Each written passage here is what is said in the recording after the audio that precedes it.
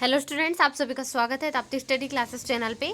तो आज की इस वीडियो में हम class 12th RO Hindi RO जो आपका है उसका जो थर्ड चैप्टर है उसके क्वेश्चन आंसर यहाँ पर देखने वाले हैं। तो जो थर्ड चैप्टर है आपका तीसरा चैप्टर वो है कुंवर नारायण जी द्वारा लिखा गया है। और यहाँ पर आपको उन्होंने दो कविताएं बहुत अच्छे तरीके से बताई है। सबसे पहली तो है कविता के बहाने और दूसरी है बात सीधी थी पर। तो दोनों कविता के यहाँ पर मुख्य प्रश्नोत्तर हम देखेंगे।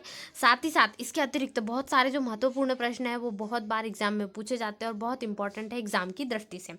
तो कुछ अतिरिक्त प्रश्नोत्तर है दोनों कविताओं के, वो भी हम देखेंगे, जिससे एग्जाम में यदि आपको इनमें से कोई भी क्वेश्चन पूछे तो वो आपसे बनना चाहिए। तो चलिए शुरू करते हैं। तो सबसे पहले यदि आप चैनल पे नए हो तो जल्दी से चैनल को सब्सक्राइब कर लीजिए, साथ ही वीडियो को लाइक कर दीजिए और दोस्तों में वीडियो को ज़्यादा से ज़्यादा शेयर कर दीजिए ताकि आपके सभी फ्रेंड्स की भी हेल्प हो सके। और साथ ही क्लास 12th हिंदी के सारे वीडियोस के लिए आपको डिस्क्रिप्शन बॉक्स में लिंक दी गई, वहाँ से जाके आप अपनी जो नोट्स है वो कंप्लीट कर सकते हैं। यदि आपने अभी तक फर्स्ट सेकंड चैप्टर्स के क्वेश्चन आंसर और उनकी समरी नहीं देखी है तो वो भी देख सकते हैं। साथ ही जो थर्ड चैप्टर है इसकी समरी भी आपने नहीं देखी है तो दोनों कविताओं मैंने बहुत अच्छे तरीके से समझा दी है। यहाँ पर दोनों चैप्टर्स की अलग अलग कविता के बहाने और बात सीधी थी पर दोनों कविताओं की जो यहाँ पर समरी है वो आप देख सकते हैं। तो शुरू करते हैं यहाँ से क्वेश्चन आंसर्स को। सबसे पहला क्वेश्चन यहाँ पर आपको अभ्यास में जो है ये देख रहे हैं हम। इस कविता के बहाने बताए कि सब घर एक कर देने के माने क्या है यहाँ पर, यानी इसका अर्थ क्या है, ये आपको क्वेश्चन पूछा गया है, इसका अर्थ बताना है। तो इसका उत्तर इस प्रकार से लिख देंगे। कविता के बहाने कविता में सब घर एक कर देने के मायने का अर्थ है सीमा का बंधन समाप्त हो जाना। मतलब सब चीज़ों को एक कर देंगे, अमीर गरीब सब चीज़ों को मिटा देंगे तो इस सीमा का बंधन कैसा हो जाएगा, समाप्त हो जाएगा। जिस प्रकार बच्चों के खेल में किसी प्रकार की सीमा का, जैसे कि यहाँ पर तुलना की थी कवि ने कविता की और बच्चों की। कवि जो है वो तीन तरीके से तुलना करते हैं यहाँ पर अलग अलग प्रकार से, कभी बच्चों से करता है कभी फूलों से करता है। तो ये अलग अलग तरीके की जो तुलना की थी इसमें यहाँ पर बच्चों से जो की थी उसमें वही सीमा का बता रहा है कि वो बच्चों का ध्यान नहीं रहता है। उसी प्रकार कविता में स्थान की कोई सीमा नहीं है, यह शब्दों का खेल है। कवि बच्चों की तरह पूरे समाज को एक मानता है, वह अपने पराये का भेद भूलकर कविता की रचना करता है। कविता समाज को बांधती है, एक करती है। तो पूरी तरीके से जो कवि ने बताया कि बच्चों को जब वो रहते हैं तो वो नहीं जानते कि कोई अमीर है या गरीब है या किस प्रकार से है, वो किस क्षेत्र में किस स्थिति से है, वो यहाँ पर बच्चे इसमें फर्क नहीं करते। तो यहाँ पर सबको एक कर देने का अर्थ है सीमा बंधन समाप्त कर देना। चलिए इसी प्रकार से प्रश्न क्रमांक 2 का उत्तर देख लेते। क्या है प्रश्न क्रमांक 2? उड़ने और खिलने का कविता से क्या संबंध बनता है, इसका अर्थ आपको बताना है। दोनों का, उड़ने और खिलने दोनों का यहाँ पर कविता से क्या कनेक्शन है, किस प्रकार से जोड़ा गया है उनको वो बताना है। तो इसका उत्तर इस प्रकार से आप शुरू करेंगे। कविता का उड़ने व खिलने से सीधा संबंध है। कैसे सीधा है? चिड़िया एक स्थान से दूसरे स्थान तक उड़कर जाती है परंतु कविता जो है कल्पना के सहारे बहुत ऊंचे तक उड़ती है। जैसा कि कवि कभी चिड़िया से तुलना करता है, बच्चों से करता है और फूल से। तो वही तुलना यहाँ पर बताई गई है उड़ने और खिलने के लिए। तो उड़ने किसके लिए आ रहा है? चिड़िया की जो तुलना हो रही उसके लिए आ रहा है। खिलने यानी फूल जो है यहाँ पर विकसित हो रहा है उसके लिए। तो दोनों तरीके से अलग अलग आ गए, तो इन दोनों का अर्थ भिन्न भिन्न हो जाएगा। तो यदि जो चिड़िया है यहाँ पर उसके सहारे से उड़ती है तो यह काल की सीमा तक को लांघ जाती है। कवि यहाँ पर चिड़िया एक स्थान से दूसरे स्थान उड़ती है, लेकिन कविता कल्पना के, यानी कोई कविता कवि रचना करता है तो पहले कल्पना से रचना करता है, अपनी कल्पना शक्ति के अनुसार उसकी रचना करता है, उसके अनुसार उसके दिमाग में जो कल्पनाएं आती उसको सभी को सार मिलाकर वो एक कविता की रचना करता है। मतलब यहाँ पर इसके लिए कोई सीमा नहीं है। तो यहाँ पर वो है यही बताया गया कविता के लिए। तो यह काल की सीमा तक को लांघ जाती। कौन लांघ जाती? कविता। इसी तरह कविता फूल की तरह विकसित भी होती है। फूल अपनी सुंदरता व गंध से समाज को प्रसन्न रखता है। उसी तरह कविता भी मानवीय भावों से विकसित होकर तरह तरह के रंग दिखाती है और उसकी खुशबू सनातन है, मतलब हमेशा ही रहेगी और वह हर युग में मानव को आनंद देती है। मतलब हमेशा ही कविता को कितनी भी अच्छे तरीके से भाव, यानी अलग अलग तरीके के, जैसे फूल अलग अलग तरीके से कलर में विकसित होते हैं रंगों में, उसी प्रकार से कविता के भाव अलग अलग है। जैसे कि कई बार करुणा, फिर रौद्र आ जाता है, फिर कई बार प्रेम का भाव, हास्य का भाव, अलग अलग भाव जो है ये कविता को पढ़कर आते हैं। तो बिल्कुल इसी प्रकार से यहाँ पर है वो फूलों की तरह उसकी तुलना की गई है।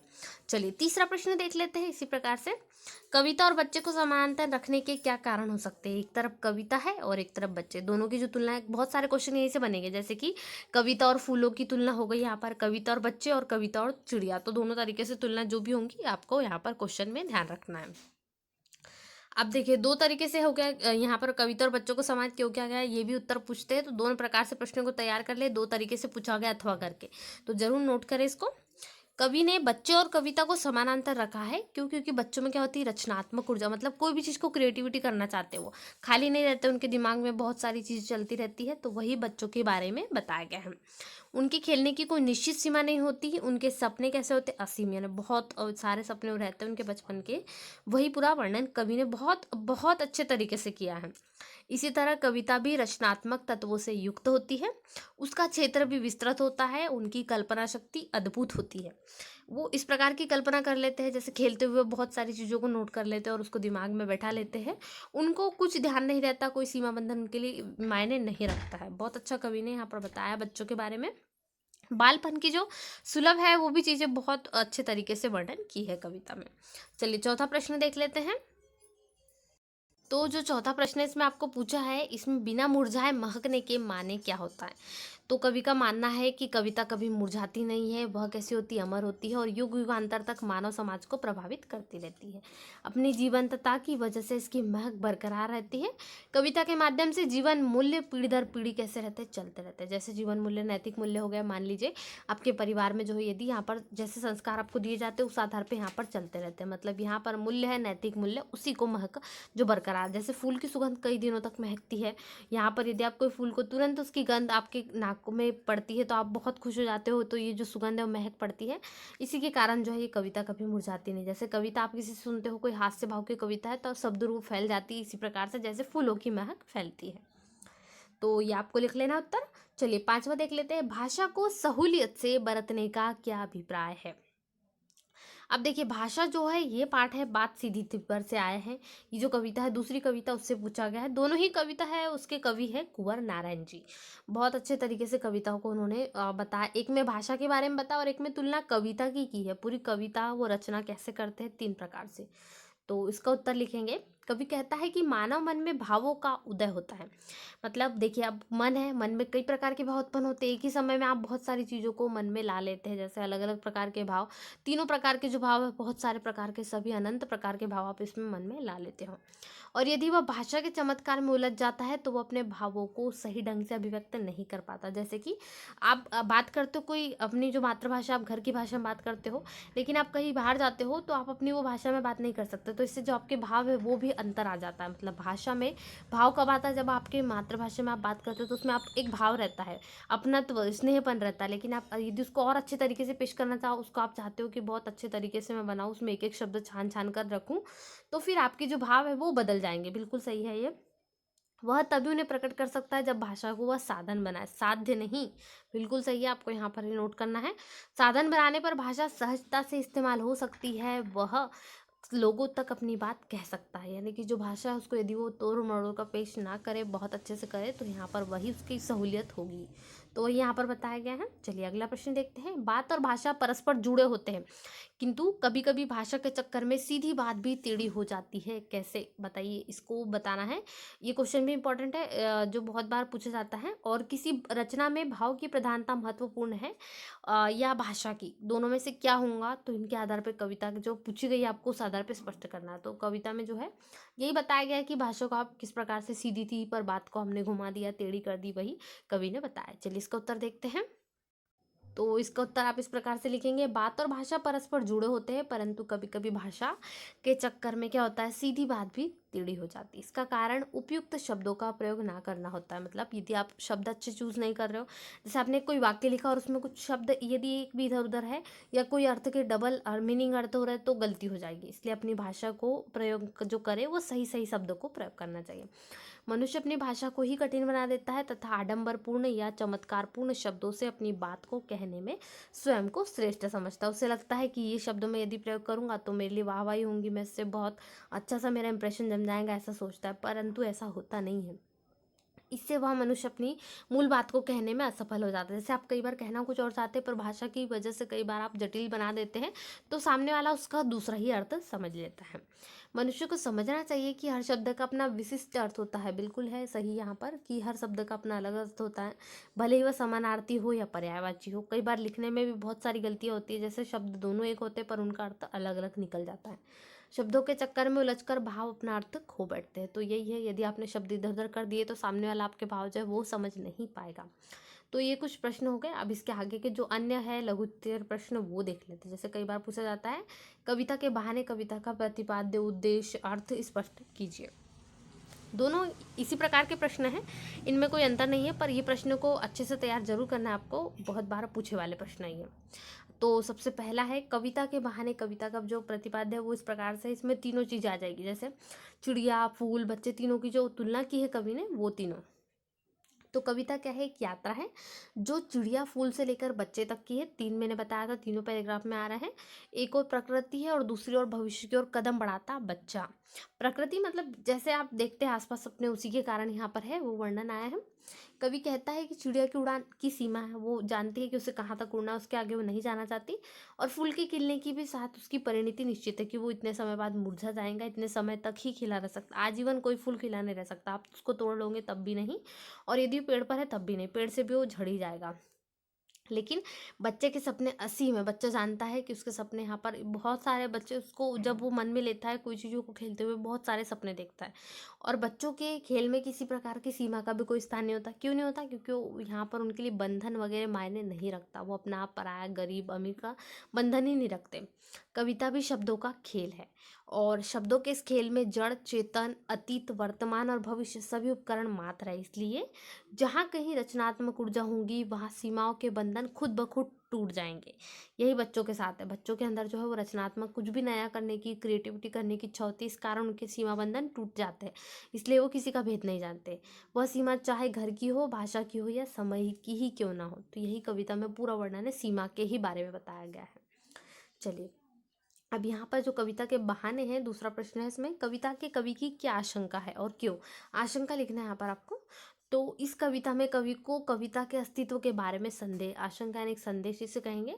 तो उसे कवि को, उसे यानी कवि को आशंका है कि औद्योगिकरण के कारण मनुष्य यांत्रिक होता जा रहा है, उसके पास भावनाएं व्यक्त करने या सुनने का समय नहीं है। प्रकृति की अंधी दौड़ से मानव की कोमल भावनाएं समाप्त होती जा रही, अतः कवि को कविता का अस्तित्व खतरे में दिखाई दे रहा है। क्योंकि मनुष्य जो वो एक ही चीज के पड़ा हुआ है, उसे यहाँ पर सक्सेसफुल सभी होना चाहते हैं, लेकिन वर्तमान में जो चीजें उनको लगती है, जो वो उसके लिए एकदम सक्सेस यहाँ पर चाहते हैं, पर उसके लिए कैपेबल बनना नहीं चाहते, यानी कि वो क्षमता के हिसाब से कार्य नहीं करना चाहते। उनका जो कार्य है वो केवल यहाँ पर आडंबरपूर्ण है, उसे केवल दिखावा करते, यही कवि कहना चाह रहा है।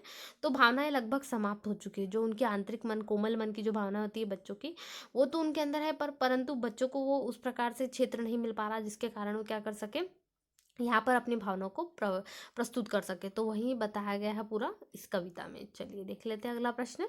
फूल और चिड़िया को कविता की क्या क्या जानकारी नहीं है, इसको किस आधार पर बताना है? जो कविता के बहाने कविता है, इसके आधार पर बताना है।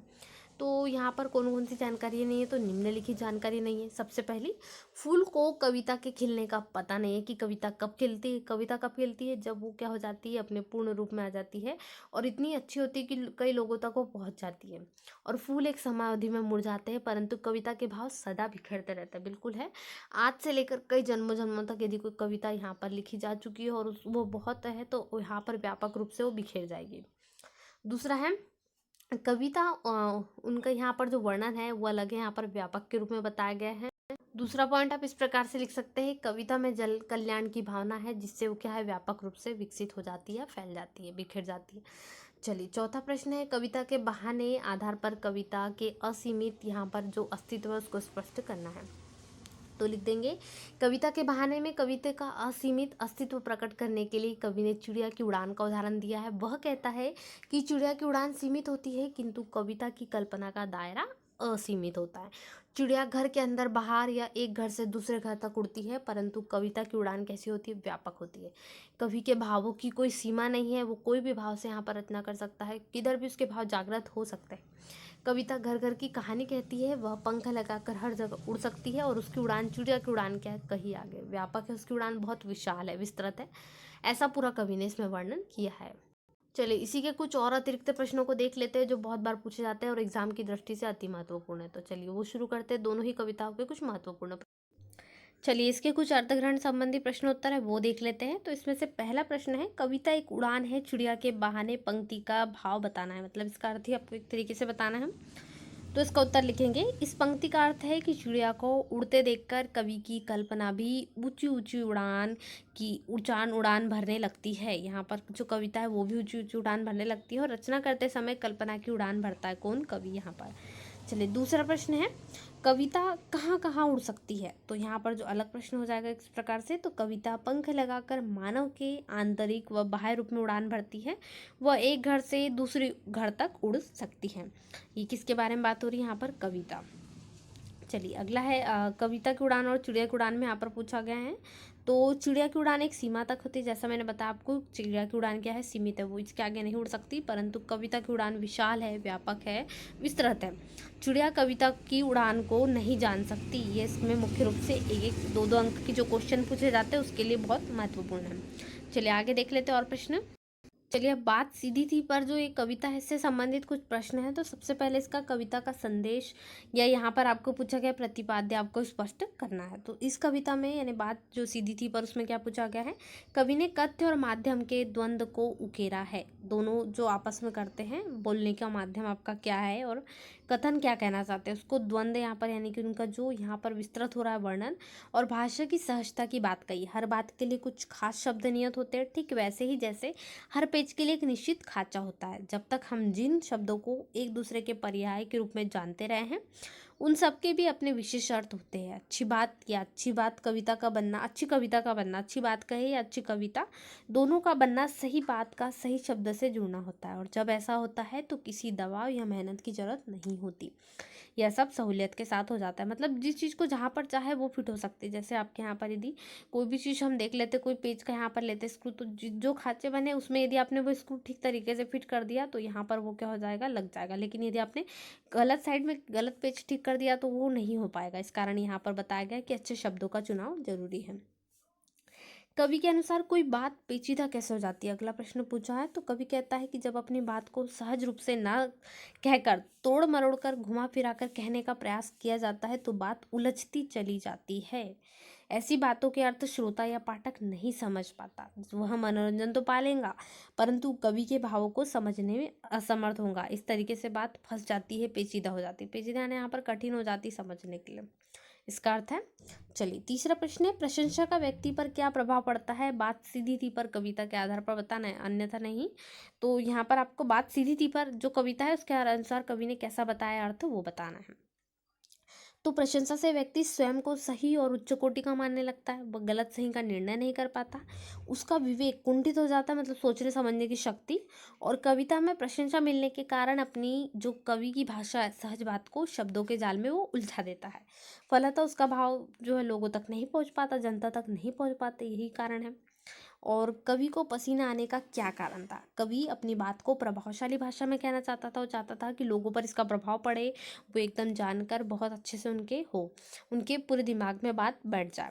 इस चक्कर में अपने लक्ष्य से भटक कर शब्दों के आडंबर में उलझ गया। भाषा के चक्कर में वो अपनी बात को निकालने की कोशिश करता है परंतु वह नाकाम रहता है। बार बार कोशिश करने के कारण उसे पसीना आ जाता है, क्योंकि अब वो सही तरीके से नहीं चल पा रहा, तो इस कारण उसका काम बिगड़ने वाला है और वो फंस ही जाता है इस बात में, ऐसा कवि कह रहे हैं। चलिए अगला प्रश्न है, कवि ने कथ्य को जो महत्व दिया है अथवा भाषा को यहाँ पर बताना है किसको। तो बात सीधी थी पर तर्क सम्मत उत्तर आपको इस पर देना है। ऐसा प्रश्न पूछते हैं दोनों तरीके से इनका यहाँ पर कवि ने किसको महत्व दिया ये भी पूछा जाता है। तो यहाँ पर हमने देख लिया ये प्रश्न किस प्रकार से हुआ। तो यहाँ पर जो कवि ने है इसको ही महत्व दिया है। कारण क्या है, कथ्य को महत्व दिया है कि सीधी और सरल बात को कहने के लिए जब कवि ने चमत्कारिक भाषा में कहना चाहा तो भाषा के चक्कर में भावों की सुंदरता नष्ट हो गई। भाषा के उलटफेर में पड़ने के कारण उसका कथ्य भी जटिल होता गया। यानी कि यहाँ पर भाषा के सही शब्दों का चुनाव करना आवश्यक है, ये हो जाएगा। चलिए अगला है, यहाँ पर बात सीधी थी पर इसमें कविता में भाषा के विषय में व्यंग करके कवि क्या सिद्ध करना चाहता है, क्या बताना चाहता है कवि।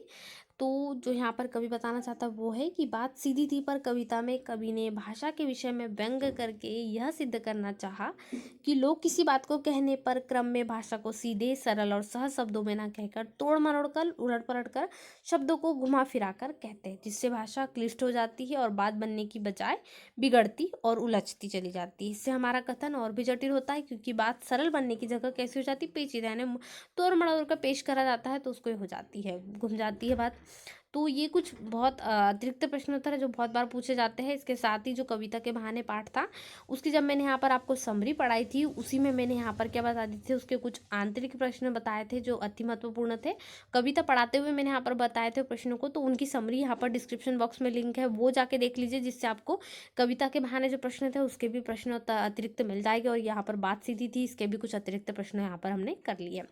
तो चलिए मिलते हैं नए वीडियो में, तब तक वीडियो को लाइक शेयर जरूर कर अपने दोस्तों के साथ में, ज़्यादा से ज़्यादा वीडियो को शेयर करना बिल्कुल भी ना भूलें। और साथ ही ऐसे ही वीडियो के लिए सबसे पहले चैनल को सब्सक्राइब कर लीजिए। और साथ ही आप क्लास 12 एनसीईआरटी के सारे विषयों के वीडियोज़ देखना चाहते हैं चैप्टर वाइज, तो आपको प्ले लिस्ट में सारे वीडियोज़ मिल जाएंगे, तो फटाफट से प्ले लिस्ट में जाकर आपको देख लेना है। क्लास 12 चैप्टर वाइज सारे वीडियोज़ अपलोड है एनसीईआरटी के, आप देख सकते हैं। और नोट्स अपनी बनाने के लिए प्रिपरेशन स्टार्ट कर दीजिए, जिससे कि आपके सारे कोर्स कंप्लीट हो सके। तो यहाँ पर आपको क्लास 12 के सभी वीडियो मिल जाएंगे, इसलिए चैनल को जरूर सब्सक्राइब करें, दोस्तों में वीडियो को शेयर करना बिल्कुल भी ना भूलें।